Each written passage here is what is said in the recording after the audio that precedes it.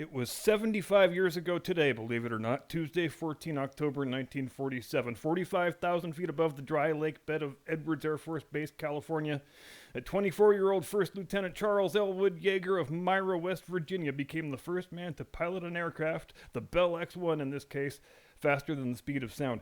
And as an interesting side note, it happened only 3 weeks after the U.S. Air Force came into existence. So if he had broken the barrier a month sooner, he would have done it as an Army pilot, and the installation from which he took off and landed would have still been known as Muroc Army Airfield. Now, if you're familiar with the man's life story, or if you have seen The Right Stuff or read the book, and I'm talking about the movie here, not the shitty Apple TV show, which you don't need to watch, by the way, then you already know some of the mythology around that famous flight of 75 years ago, like how Yeager had fallen off his horse 2 days earlier and wound up flying the mission with 2 busted ribs, which he didn't tell anybody about except his wife and his crew chief, who had to build him a contraption out of a broom handle so he would be able to reach up and close the hatch. If you've ever had busted ribs, and I have, a couple times, then you'll know it's one of the most painful, most debilitating injuries there is, and the absolute last thing you would ever want to do 2 days after sustaining it is to climb inside a tiny rocket plane and conduct a super high-speed flight, or super high speed by the standards of the day at least, where you're probably going to black out and die if you don't use proper breathing technique, when breathing deeply is just about the most unpleasant thing a person can do when their ribs are busted. But none of that really bothered Lieutenant Yeager all that much. He knew that if he could finagle his injured ass into the cockpit and figure out a way to seal the hatch, he could fly the mission, and he'd have a better chance of success, even in that physically diminished state, than any of the other pilots on the NACA roster. That's the National Advisory Council on Aeronautics, which is the precursor to NASA, so it's a civilian organization. They're the ones running the X-1 program, and they're using Air Force test pilots. The thing that worried him, the thing that terrified him, the thing that kept him lying awake on the nights of 12 and 13 October, well, in addition to the fact that he couldn't breathe very well, was that he wouldn't be able to keep the injury a secret, and his superiors would find out, and he would get yanked off the flight, and some other asshole would claim the title of first man to break the sound barrier.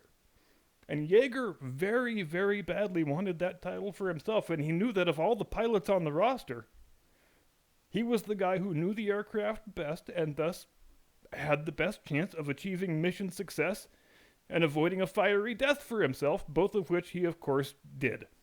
Now, it's remarkable to think it only took less than 3 years after the debut of the first operational rocket-powered aircraft for the sound barrier to be broken, and it's no accident that it was Americans who did it, or that the year it happened was 1947. But if the Second World War has a different outcome and there's no Operation Paperclip, where we get to import all the best German rocket scientists and reverse engineer all their cool toys like the ME-262, then there sure as hell wouldn't have been an American flying supersonic in 1947, and there sure as hell wouldn't have been Americans walking on the surface of the moon barely 20 years after that. But what can we say except that winning world wars has its privileges? And the first supersonic flight was a highly classified national secret when it happened, and for some months afterward. It was nearly 3/4 of a year before the news was publicly announced and Chuck Yeager became a world-famous household name. But his status didn't last all that long because his speed record didn't last all that long. In fact, it had already been broken multiple times by multiple people during the months before Yeager's flight was made public knowledge.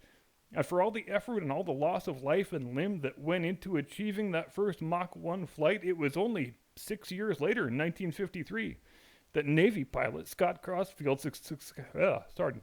successfully achieved Mach 2 while flying the Douglas D-558 Skyrocket. Now, Chuck Yeager can tolerate a lot of things, but he will not abide being outshone by some damn Navy pilot, especially not when Crossfield was being called the fastest man alive in the press, and Yeager felt like he was slowly fading into anonymity. And so he did what all great men do when they get challenged by a rival to a metaphorical dick-measuring contest, which is to say, he won the thing. A mere 3 weeks after Crossfield's Mach 2 flight, Yeager climbs into a Bell X-1A, an improved version of the original which he had helped design, and proceeds to pop a Mach 2.44, which is the point at which you say, "Scoreboard, baby!" Or you drop the microphone and calmly walk off the stage. But you have earned the right to do either one, really. The only thing he didn't manage to do that day was to land the aircraft. Now, this was the flight that is depicted in the final scene of The Right Stuff, where he hits Mach 244, he's in straight level flight, and all of a sudden he is spinning uncontrollably in all three axes. He's in a regular spin and a flat spin, and he's tumbling end over end all at the same time. The only chance he's got is to try and get himself into some sort of an orientation where he can eject and have it be a survivable ejection. So he manages to get the nose pointed at the ground. He descends from 80,000 feet to 20,000 in less than a minute. But he does manage to eject and winds up dying warm in his bed at the age of 97. And this opening segment is getting a bit unwieldy, so let's pick this up on the flip side. Jim Eagle, if you please.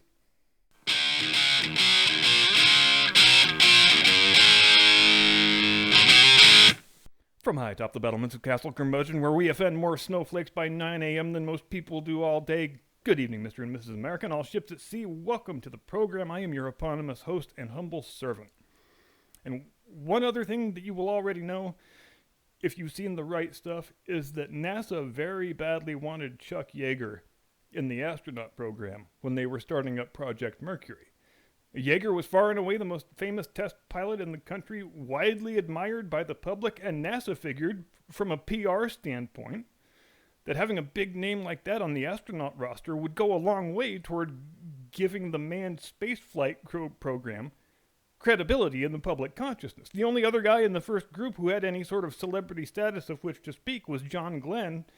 He had recently broken the transcontinental speed record and then did a bunch of news interviews and appeared on a few game shows and whatnot. But if there were ever two things Chuck Yeager was sure of about himself, the first one was, I want to be the greatest test pilot in the world. And the second one was, I want absolutely no part of being a damned astronaut.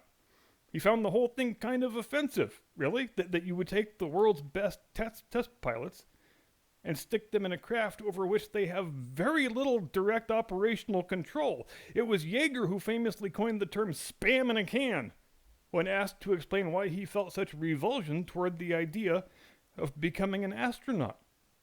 I'm a pilot. What those guys do is not piloting, and it was as simple as that, which is to say, Chuck Yeager stood on principle. When he had a hell of a lot to gain by not standing on principle, he stayed at Edwards until his active flying days were over, and then he continued to stay at Edwards after they promoted him and placed him in command of the test program. Meanwhile, as Mercury turned into Gemini and Gemini turned into Apollo, the NASA astronauts gained more fame and notoriety than Yeager ever had for breaking the sound barrier, and they also made a hell of a nice tidy profit financially due to the exclusive deal they had with Life magazine that paid each one of them 2 or 3 times as much per year as their active duty military salary did. But did Yeager have any regrets about not going that direction when he had the chance? Hell no, he didn't.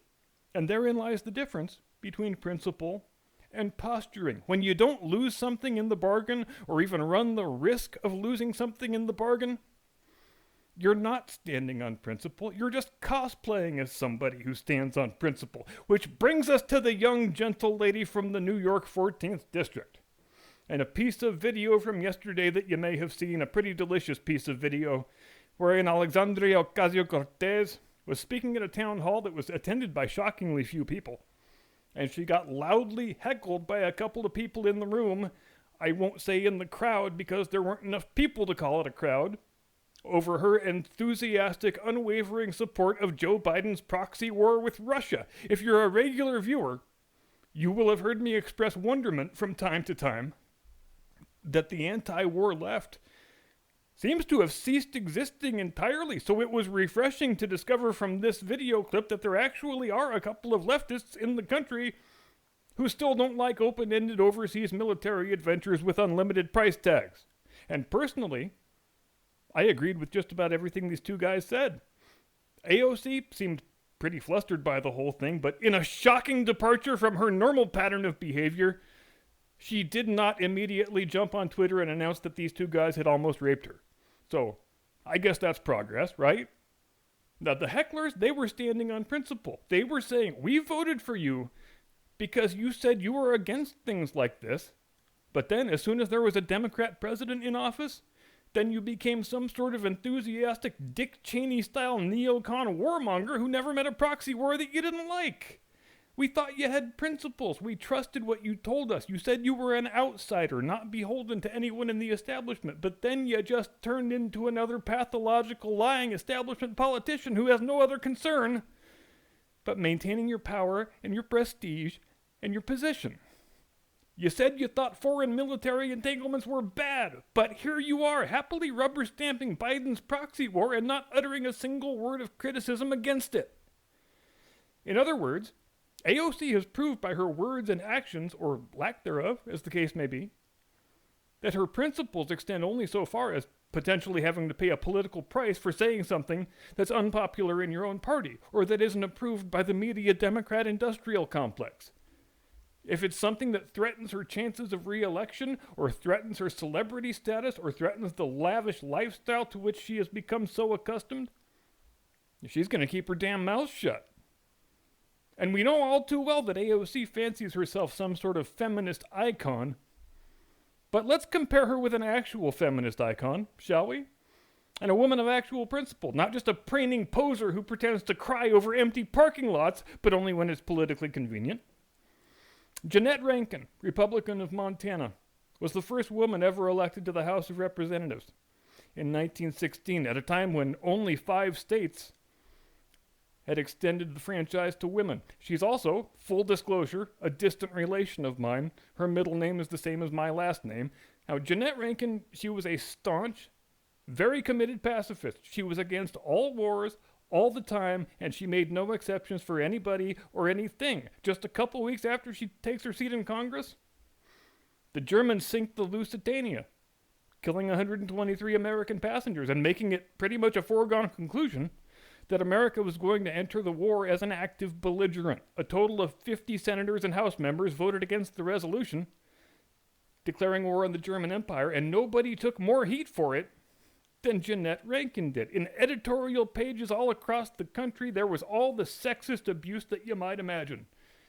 Well, see, this is why women shouldn't hold political office, because they're so weak and spineless and cowardly. Which was quite the ironic position to take, because in standing on principle, as a freshman member of Congress and the first woman to ever serve there, she was doing the exact opposite of being weak and spineless. She had just barely arrived in town, and she knew that by taking this stance, she was going to open herself up to a great deal of hatred and vitriol, and she may well be signing her own political death warrant when her career had only just begun. We don't talk about this much anymore, but there were a series of good arguments for why we ought not to declare war on Germany. First, the Lusitania was a British vessel, not an American one. And when the Germans declared that they were going to commence unrestricted submarine warfare in the Atlantic, their government ran full-page ads in every newspaper on the East Coast saying, "Fair warning, if you set sail in a British ship, we will sink it and you may die." Moreover, the British were bound by international law not to be carrying munitions and war materiel aboard civilian vessels, but Lusitania was carrying quite a lot of munitions and war materiel, as it happens. Meanwhile, back in Montana, the political powers that be decided, we cannot leave this in the hands of the voters. We have got to get rid of this female traitor that we stupidly sent to Congress. And so they chose the reliable, time-tested strategy of gerrymandering her out of office.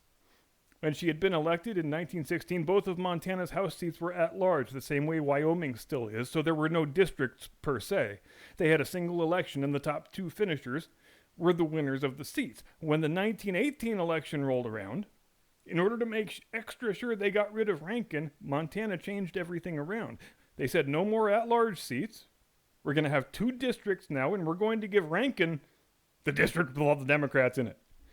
So she's well and truly screwed now. Now, Ms. Rankin could see the writing on the wall, so she wound up not standing for re-election. She ran for the Senate instead, and she didn't win. Now, she spends the next couple of decades advocating for the causes that were important to her, women's suffrage, social welfare, child labor reform, among other things. But then we get to the late 1930s, and there's the specter of another world war on the horizon. The prevailing opinion among Americans, overwhelmingly so, says that if Europe wants to destroy itself for the second time in a quarter century, then they can damn well do it without us. In 1938, you probably could have walked from one coast all the way to the other and not encountered 20 people who wanted us to be actively involved in another European war. So Jeannette Rankin, with her strong pacifist street cred, suddenly finds herself becoming fashionable again. She becomes one of the prominent leaders of the isolationist movement, along with people like Charles Lindbergh. And though she was approaching age 60, which was fairly ancient back in those days, she was convinced to run for Congress again in 1940, by which time, of course, Europe was already at war, and FDR wasn't being very bashful about the fact that he wanted us to be in the war, too, on the side of the British. Even in spite of that, the American public was still overwhelmingly in favor of our remaining uninvolved and non-aligned, which we did right up until 7 December 1941. And as soon as the word got around that the Japanese had struck Pearl Harbor, the isolationist movement evaporated quicker than a box of donuts at Brian Stelter's house. When the Congress convened the next day, Monday, 8 December, to vote on the declaration of war against Japan, every single member of the House and Senate voted in the affirmative, except Jeannette Rankin. And I want AOC, who I know is a regular viewer, who claims she was in such terrible danger during the so-called January 6th insurrection, I want her to listen carefully to this next part. When Jeannette Rankin exited the House chamber after the vote, and remember, she's an old lady, she was immediately mobbed by a crowd of angry reporters and angry onlookers to the point where she had to run away and take refuge inside a phone booth and place a call to the Capitol Police to come and extricate her from the building. When she was asked to state her rationale for why she voted the way she did, her answer was a simple and elegant one. As a woman, I can't go to war, and I refuse to send anyone else. She didn't make any qualitative value judgments about the war itself. She didn't malign anybody else for voting differently. She just chose to stand on principle. She didn't want to make a hypocrite of herself. And that took just an incredible amount of courage and moral fortitude to do that on that day. Just as with the previous vote on the previous World War, she knew she, again, stood no chance of being reelected after this, so she bowed out and retired when her term ended early in 1943, and now she has the unique distinction of having served two single terms in Congress 25 years apart without ever having been voted out of office. So then another 25 years go by, we get into the Vietnam years, and suddenly Jeannette Rankin finds herself, strangely for a Montana Republican in her late 80s, being treated as a hero and an icon by the anti-war left, because there was nobody in the country who had more credibility as a pacifist than she did. Today in the U.S. Capitol, there's a statue of Jeannette Rankin in Statuary Hall, and her portrait hangs outside on the wall outside the House chamber. She could have posed and postured, taken the politically convenient route, voted with the passions of the moment, and nobody would have thought less of her, but she didn't. She stood on principle because principle was more important than being liked or keeping her seat in Congress. No statue or portrait of AOC will ever be raised in the Capitol building. She will leave no lasting legacy. She'll be forgotten about within 5 minutes as just another vapid poser in a long line of vapid posers.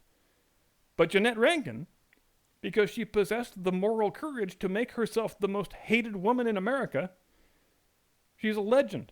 Respected by all, as well she ought to be. And therein, ladies and gentlemen, lies the difference between principle and posturing. And we will leave it there for tonight. Thanks very much for watching. Here's wishing everyone a pleasant weekend. I will see you Monday. Do not comply. Get off my lawn.